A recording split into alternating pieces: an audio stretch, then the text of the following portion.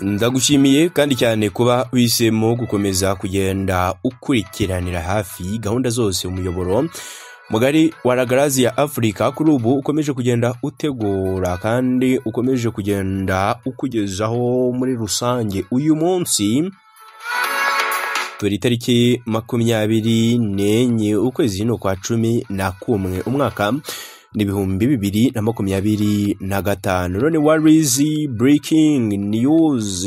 Mukimara kumva kino kinanga muhita mumenya ko nyamukuru twanzitse tugiye kwerekera muri showbiz nyarwanda. Nibyo twibazaga, showbiz nyarwanda kidendezi cy'imyidagaduro mu rwego rw'imisozi igihumbi kuri ubu kitubikiye iki? Reka ubwire ko dosiye ya babiri bakekwaho gusakaza amashusho y'amano ari ugutera akabariro yamaze kugezwa mu bushinjacyaha, mu gihe RIB ivuga ko yataye muri yombi ukekwaho kwaka abantu amafaranga ngo ayasakaze. Umuvugizi wa RIB Dr Murangira Bitsiyeri yavuze ko dosiye yagejejwe mu bushinjacyaha ku itariki 17 ukwezi w'Ugushyingo mwaka 2025. Ikurikiranywemo abarimo Kalisa John uzwi nka John ndetse na Ishimwe Patrick wamenyekanye nka Pazoman.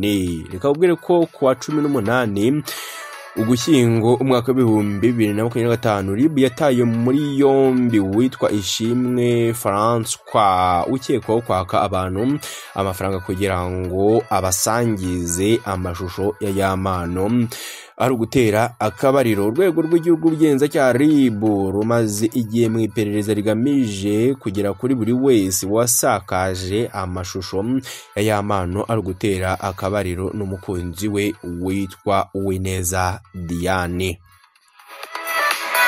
Reka bwire ko nyuma y'iki kirego cyatanzwe ku wa 9 Ugushyingo mwaka 2025 Ishimwe Patrick uzwi nka Pazoman Leo ambere watawe muri yombi kwa 11 Ugushyingo mwaka 2025 naho Kalisa John uzwi nka John atabwa muri yombi ku itariki 14 Ugushyingo mwaka 2025. Rikabwire ko Dr Murangira Bitsiyeri yagaragaje ko hari urubyiruko rusigaye rwifata amashusho bari mu bikorwa by'urukozasoni birimo no gukora imibonano mpuzabitsina, ariko ugasanga harimo abagize uburangare bwo kuyabika kure cyangwa ugasanga barahererekanya bityo byamara kujya hanze ugasanga baritana ba mwana birengagije ko ari bo ba nyirabayazana. Ngenda nsatira ku musozo, reka ubwire ko dogiteri yibukije urubyiruko ko rukwiye kujya rwenda kuba abanyirabayazana b'ibisebo rubwa gutakarizwa icyizere no kugaragara nk'ibyomanzi muri society yacu, kuko ibituma bagaragara gutyo harimo no kuba basohora amashusho y'urukozasoni.